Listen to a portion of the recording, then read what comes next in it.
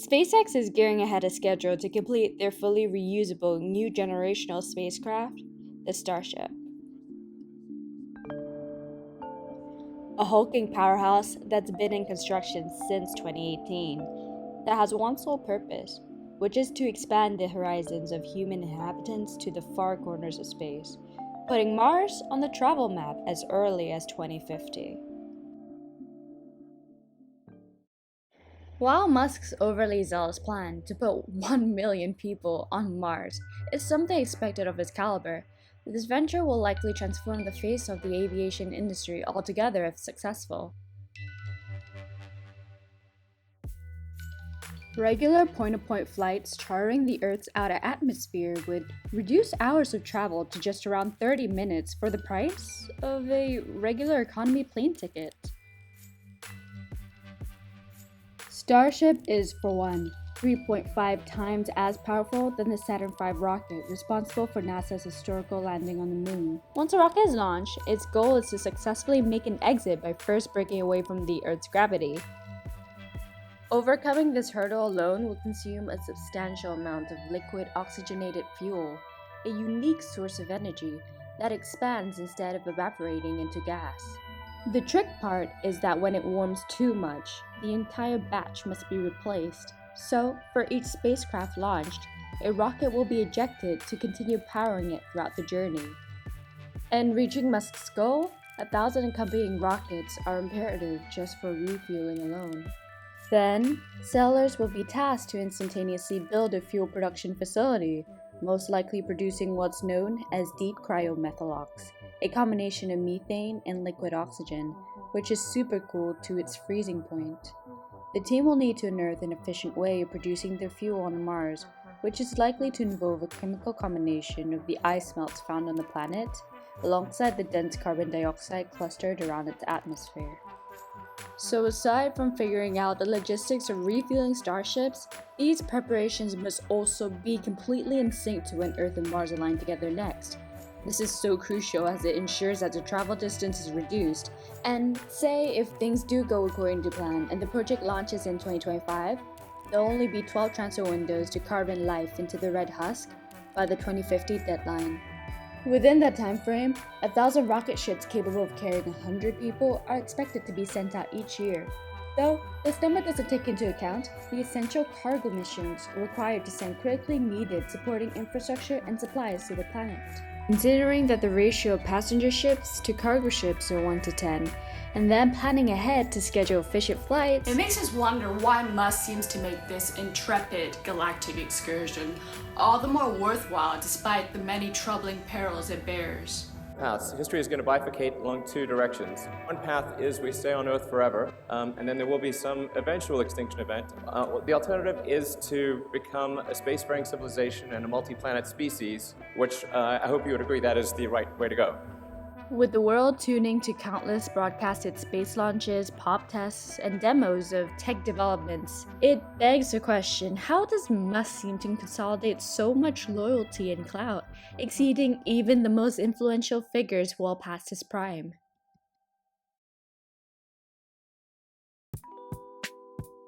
One could argue Musk might have found his earlier footings from his contributions to PayPal.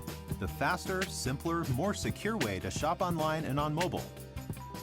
The venture skyrocketed to success under his direction, and ultimately play a quintessential role in the advent of secure online payments within the financial world.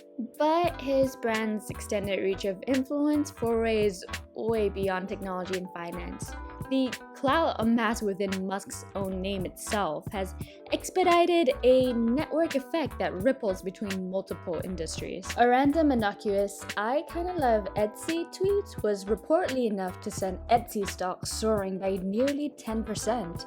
His support for obscure cryptocurrencies like Dogecoin had been boons of how a repost of Bitcoin could even galvanize past a bunch of different speculative assets. And his branding impacts aren't an outlier case, having accrued 57.1 million followers on Twitter alone. Rather, his influential hold, whether positive or negative, is not attributed to a lack of aptitude either, but is a byproduct of the digital wasteland governed by regulations that powerlessly hang over the market.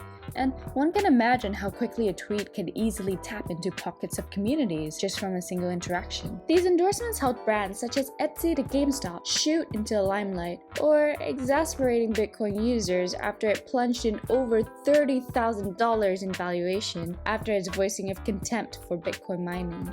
And these spikes in trends don't appear as random as it seems. It peeks into how marketing can be weaponized to forge a psychological herd mentality drive used to disrupt and destabilize the market. So, in a way, it's almost like Musk's own brand authority solidifies a sort of host stature that commands a potential to disturb the status quo amongst business trends at his fingertips. So while branding can become volatile to even a single tweet by an influencer, and unequivocal as Musk's influence, it is why so many refer to his work as disruptive.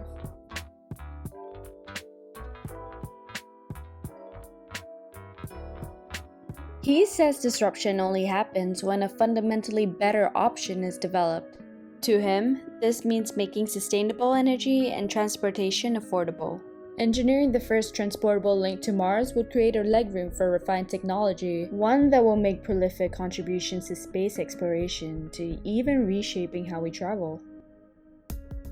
Although the price point of Tesla and the company's Powerwall solar home battery still exceeds most people's definition of cheap, Musk still contends to make it affordable. On a practical level, the potential in adapting alternative energy development will begin to mark the ascension of the electric and solar power generation, especially with regulations already pressuring the disuse of carbon-producing energy sources, the tendency for batteries resembling Powerwall, or the ones used in Tesla, are beginning to cave in demand. But the costs for trips have not been dispensable nor efficient, partly due to the scarcity of resources dedicated to space travel. With rough estimates of around 20,000 ships, the cost could easily fall within the trillions of dollars, totaling the development, material costs, and fuel. The trip will need to be scaled down to $200,000 and involve what Musk says is a synergistic relationship between governments and the private industry for the project to operate more practically. His project demands two of the cheapest US rockets, priced at $65 million each, or turning across the pond for a Soviet rocket sat at $20 million, at the expense of questionable 1960s technology. One direct trip would accumulate to $130 million with no scope of return. So considering that Mars is 100 million miles away, it would take up to around 6 to 8 months to reach the destination, simultaneously exposing anyone inside the ship to cosmic radiation. A round trip would need to include supplies, a full restock, and a refueling system to recycle or harvest resources to be readily available on the planet. So, taking this to account, building a far more powerful fleet than that of the company's current arsenal, the Falcon Heavy, will likely face delays for more precise recalibration of the futuristic simulation prototype. Just thrilled to be part of advancing human spaceflight, and looking forward to going beyond Earth orbit to the Moon and Mars, and helping make humanity a spacefaring civilization and a multiplanet species one day. Now, if you're wondering what the plan is set out to look like, well, the first space rocket to reach Mars is roughly purported for 2022. Whilst the contortions of the permanent self-sustaining metropolis will start off as a village, which then expands into towns and continue to develop exponentially by 2050. Within the 12th consecutive transfer windows when Earth and Mars align, it will take around 5 months to travel to the planet. These opportunities are perfectly scheduled for a great crossover. So, if the colony is completed by the proposed deadline, 2051 would most likely see a mass migration of people leaving Earth to Mars. And it's even hard to grasp the possibility that with an additional couple of years, there would be Martian humans born on the planet without ever seeing Earth. That is, unless there are overhauling solutions to help supplement the fragile Martian body against the weight of the Earth's gravity. So the trajectory of establishing a Mars colony is already laced with an onerous count of issues. For one, the possibilities of etching of a survivable and livable habitat are endless. For example, humans could embed the planet with modular communities sheltered by terraformed domes, creating a city underground, using artificial intelligence to 3D print egg-shaped buildings from harvested materials native to Mars, or... While this may seem far-fetched, there is some logic to his madness, though there is no uniformity on whether or not to execute the conjecture in real life. So how this goes is that if a bunch of nuclear bombs were to detonate above the polar regions of Mars, the heat produced could melt the frozen water and release vast amounts of stored carbon dioxide and water vapor into the Martian atmosphere. The more gas is released, the thicker the density of the atmosphere, which is hoped to instigate a greenhouse effect to warm the planet up. However, that's only theoretically feasible on a much smaller scale, and scientists have already started to sow in seeds of doubt by suggesting that there is enough carbon dioxide on Mars to canonicalize the effect. Even if there was enough to start with, it may even backfire and trigger a winter nuclear event instead. Remember, the margin for failure is tantamount at this point, so any mistake or equipment error can cost even more lives from negligence or miscalculation alone. Just transporting the cargo that is crucial to build the Martian base is estimated to come with a price tag of 100 billion to 10 trillion US dollars. Getting rocket scientists and astronauts on board wouldn't be inexpensive either, as SpaceX will need a few of them, alongside plentiful development materials, endless amounts of testing, licensing, and insurances. It remains uncertain whether Musk would be able to afford relieving the cost of his ambitions, but the potential of a $22 billion a year profit from the internet company Starlink would possibly cover the $100 billion minimum threshold.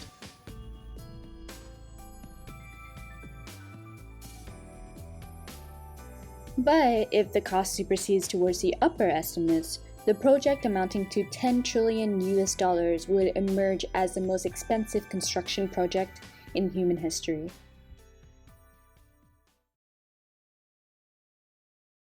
And his internet corner is even abuzz again after he agreed that any settlements he makes on Mars will be powered by cryptocurrency, even dubbing it as Marscoin, as he confirmed on Twitter. So it will likely be that Mars settlers would own virtual accounts using crypto, a decentralized currency, to replace our paper counterpart. Exchanging and trading cryptocurrency would require using handheld devices, enabling peer-to-peer transactions. Therefore, money encircled around the Martian economy would permit only users with an account to bring in and store money.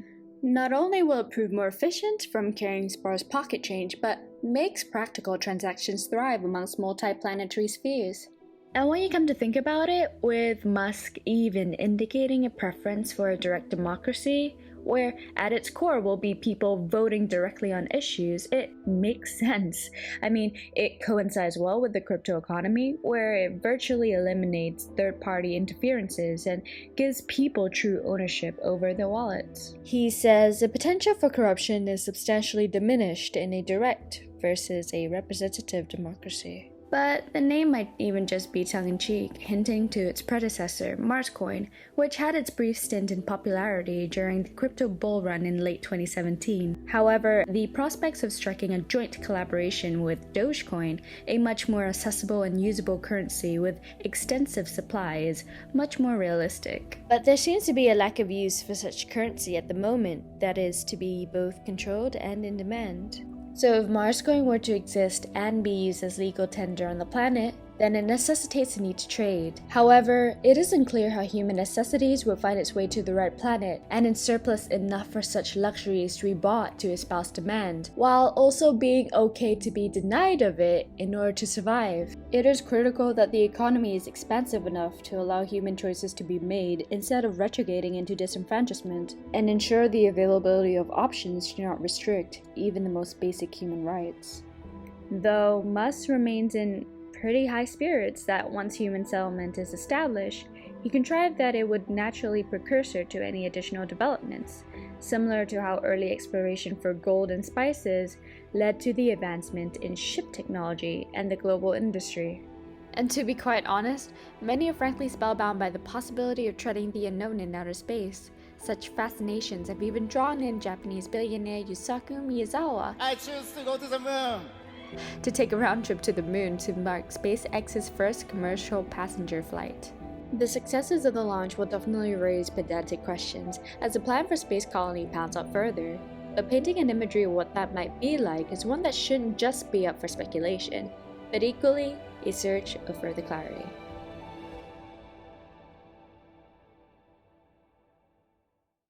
The discussion encasing who can and will do what in outer space has been the subject of misbegotten major treaties for the last 6 decades.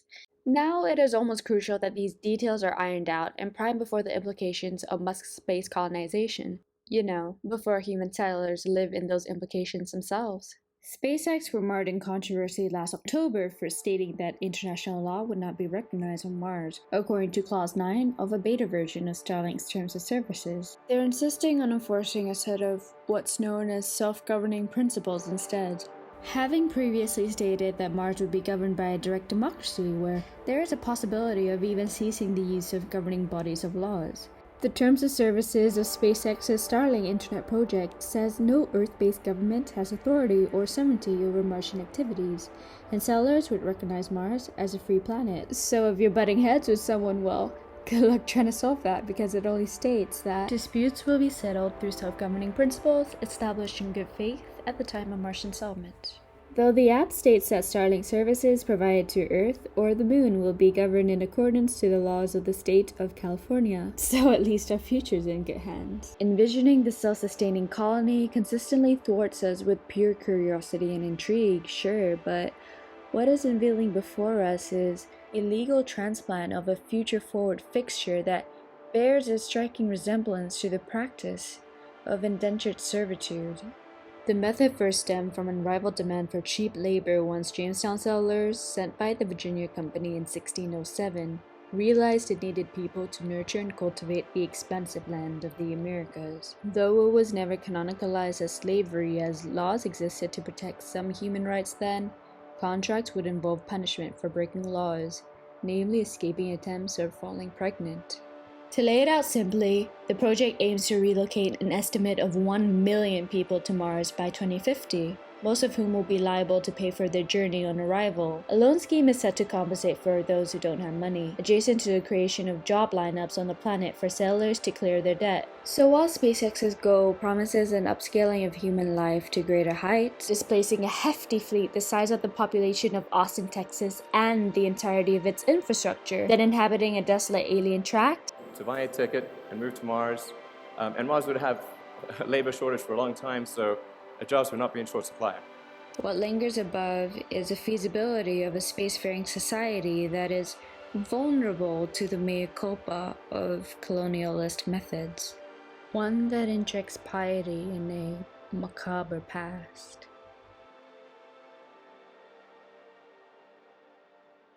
From a legal perspective, it tends to draw the conclusions that any Mars constitution would still be subjected to the 1957 Outer Space Treaty.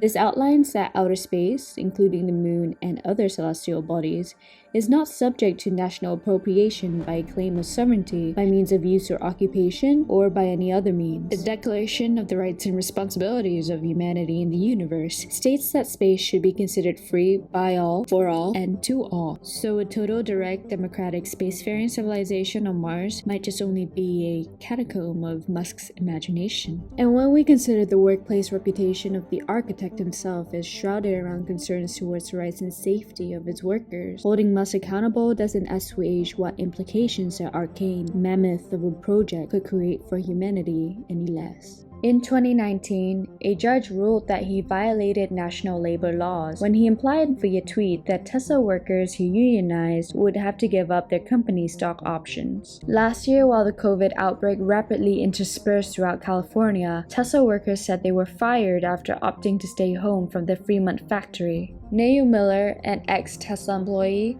said that the company didn't really care about the health and well-being of the employees, if we only considered having a net positive impact as absolution to all criticisms, while dusting away the breadcrumbs of inadmissible shows of an abuse of power dynamics. Sure, we are taking one step forward towards Mars, all the while taking 2 steps back on accountability. There are holes to be addressed in what he has presented to the public, ignoring workplace patterns and deploying unfair competitive behaviors now on Earth, and entrusting him at the masthead, whose blueprint for life on Mars colony is a quick fix service loan scheme as a form of repayment. It is surely hypocritical to resume only a temporary stance as a moral arbiter for environmentalism, but then taking a detour on sustainability when it comes to Martian life. That would irrevocably seal the fate of how the spacefaring civilization will come to be, a would-be reality that had been foretold countless times before. Within each crevice, there are a string of complications that stand as titans needed to overcome by the 2050 deadline, parried by logistics, costs, and genuine issues surrounding how humans could even survive. But even the qualms of possibly being an expensive or the most expensive project in history doesn't seem to faze Musk. There's so many things that make people sad or depressed about the future, but I think becoming a spacefaring civilization is one of those things that makes you excited about the future, makes you excited to get up in the morning. Like, this is something that you can look forward to. It makes you glad to be a human being. Personally, I think this inexplicably paints a compelling portrait to the purpose that SpaceX is aiming to fulfill. But right now, even the disruptor himself can't seem to confidently identify which axes he stands by. The likelihood that you personally will go to Mars? 70%. We've recently made a number of breakthroughs that I'm just really fired up about. It's going to be hard. There's a good chance of death. Going in a little can through deep space.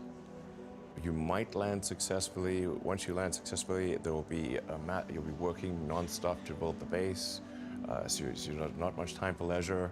And once you get there, even after doing all this, it's a very harsh environment, so there's a good chance you die there. We think you can come back, but we're not sure. Your probability of dying on Mars is much higher than Earth. Really, the app of going to Mars would be like Shackleton's app of going to the Antarctic. You know, there's lots of people that climb mountains. You know why they climb mountains? Because people die on Mount Everest all the time. They like doing it for the challenge. Perhaps the prophets are just too paramount to ignore, or maybe he's drunk on his own philanthropy. Maybe he truly believes that you can't put a price tag on leading human exploration, nor what else that exists at the expense of it. What a lot of people don't appreciate is that technology does not automatically improve. It only improves if a lot of really strong engineering talent is applied to the problem that it improves.